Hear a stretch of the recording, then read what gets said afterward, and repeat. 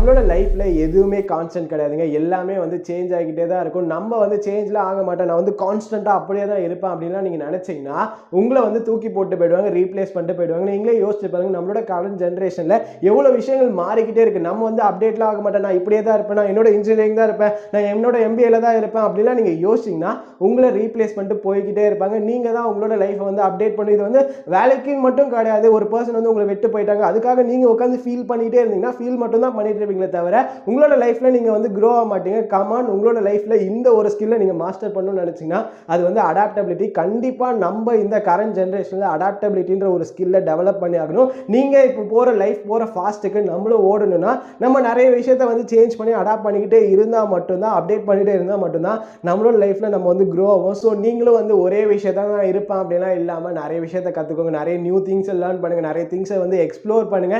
இந்த மாதிரிலாம் பண்ணும்போது தான் நம்மளோட லைஃப்ல நிறைய விஷயத்தை நம்மளால அச்சீவ் பண்ண முடியும்.